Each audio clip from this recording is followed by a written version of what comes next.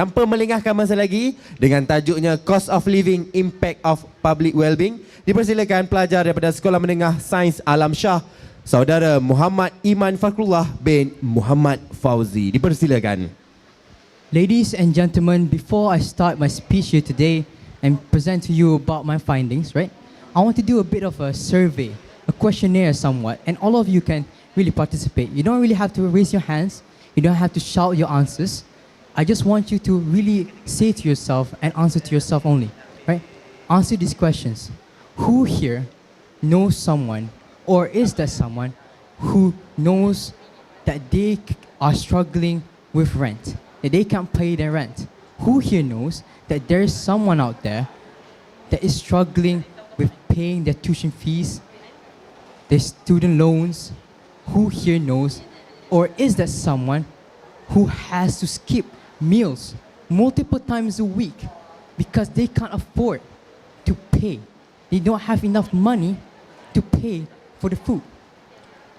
I know that I am one of those persons. I know that most of us here, the majority of us here, has said yes to at least some of these questions, because the majority of us have already been affected by the increase of cost of living right now. The people like you, like me, the public has been affected. But before I move on, Assalamualaikum and a very good afternoon to everyone here today, the judges, the timekeeper, of course, members of the audience, and to everyone else here today. Right? My name is Muhammad Iman FAKHRULLAH bin Muhammad FAUZI. I'm from Alam SHAH Science School. I'm the last participant and the last speaker for today's public speaking competition here today. Right?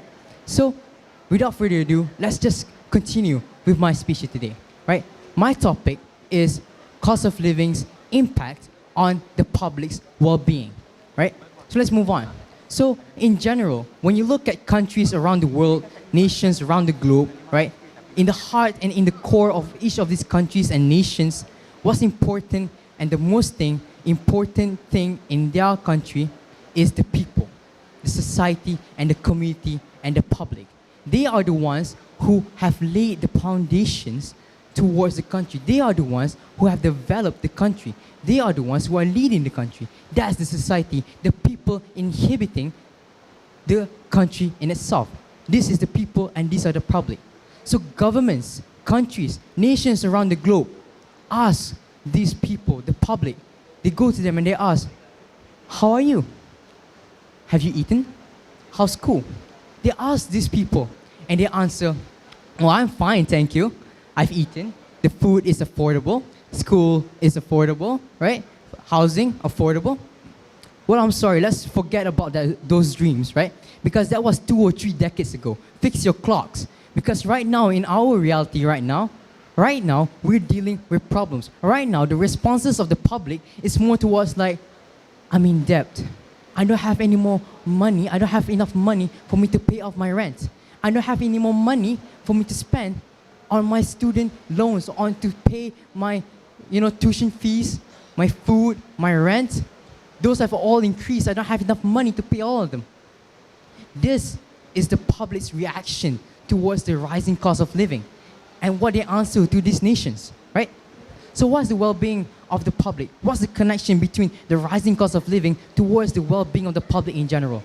Really important for us to understand that the public has been affected so very much. The Mental Health Organization of UK has done a survey on the people of UK, of course, right? And all their participants and all the people who have answered that, 31% has said that they are worried or they have developed mental illnesses because of the rising cost of living. They are worried and they do not want to look at the bills at the end of the month. They are worried and they are developing mental illnesses such as anxiety and depression at a skyrocketing rate. This is what's happening to our people here today. That's for UK. How about for Malaysia? For Malaysia, 35% of them, right? They've answered, 35% of them say that they are worried, but they're just barely hanging on. 34% of them say that they are affected by this and they have to make the necessary arrangements, right? And 30% of them say that they are eating unbalanced diets. Panel, the budget And the cost of living right now is increasing at a very rapid rate. And we are supposed to be very concerned about this, right? So let's look at right now. The rent right now in Malaysia, right? 2,000 for a simple one-bedroom apartment. One-bedroom apartment in the cities. 1,200 in elsewhere, right? Not in the cities, of course. 2,000 of USD in rent in United States. That's the average for all the rent, right? So it's become a problem because when you compare it to the minimum wage of these people, right? What are they dealing with right now? 1,500 in ringgit, that's the minimum wage for Malaysia. 1,200 USD, that's the minimum wage for United States. Do you see the problem here? When you compare it, they can't even pay their rent with the minimum wage. So how are you supposed to, how are you supposed to expect them to pay off their food, their tuition fees, their student loans, their necessities, their utilities, even though they can't pay the rent? Something so simple, right? And that has affected their mental health. Because why? You have to understand. Let's imagine me as a university student, for example, right? I finished SPM, I finished and I got 9A+, right? I went to university, alhamdulillah. And now I have to deal with all these things, right? What I do every day as a university student is simple.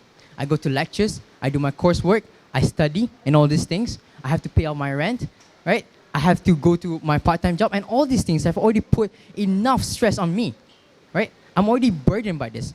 But let's move on, and let's just ignore me as this person right here, and let's see me again as my public speaker, right? I'm feeling very adventurous today. I'm feeling, a bad guy kind of vibe, right? So let's put more burden on him, right? Let's put more burden on him. Let's increase the price of rent. Let's increase the price of food. Let's increase the price of necessity, man. Come on, right? Let's increase all of this, and let's see if he can actually handle the burden. Plot twist, and really, spoiler alert, they can't. The people are affected by this. Their mental illness is affected by this. And honestly, it's becoming a problem in our world here today. Thank you very much. 7 minutes. I got 7 minutes. Oh, that was, oh my God. Can you continue? All right, I'll just continue. Okay, sorry about that, because I thought, because the bell, right? So whatever, man. Come on, 7 minutes. All right, 9 minutes. I got 2 more minutes. I can conclude. There's no problem. I'm a debater. It's okay, right? Let's move on, right? So since we already know that the public has had this problem and it's affecting their mental illnesses, right? Right? They're developing anxiety. They're developing depression, panel. They're developing all these things, and we are about to be those people in the next generation, right? And we're going to develop all these things too. How are we supposed to cope with this? The well-being of the public in terms of mental is already affected. Let's talk about physicality, right? Let's talk about all these things, right? The mental, okay, these families, let's look at families, right? They have children to feed, they have a lot of mouths to feed, right? And they have minimum wages. They are in the lower income brackets, they can barely pay off their rent, and they have to look at the food, the utilities, and all those things, right? So now let's look at that, right? Let's look at that in the perspective, right? Of course, these people can't buy the highest quality food. They can't buy enough food for everyone. So what happens to the kids, the people who need the food the most, right? For their development, to promote their growth. So what happens to them? What happens to them is that they are affected by stunted growth, panel. 1 in 5 5-year-olds are affected by stunted growth, and they can never achieve their highest optimal growth because these families do not have enough money to buy the good quality food, or they do have money, but they have to decrease the portion of the food, giving these kids, malnutrition. They do not have enough food for them to grow. So this has been a problem, and we have to tackle this right now. Doing, menu rama, doing subsidies, that's just a step. It's not supposed to be the end, right? We're supposed to do more, because if not, the rising cost is only going to be increasing more and more. It's only going to be a problem, and it has no signs of stopping right now, right? So until we actually help mitigate, because we're in the 21st century here, technological advancements faster, technological advancements, medical advancements, and all these things beyond our imagination, but we still can't fix something so basic as giving people the right amount of food. So what are we doing here right now, right?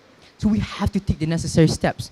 So we have to do something for the people. We have to take care of the public's well-being. And if not, well, the problem is going to be even more. The problem is going to grow, and the tumor is going to grow, and we're going to die. That's the reality of the world right now. Thank you very much.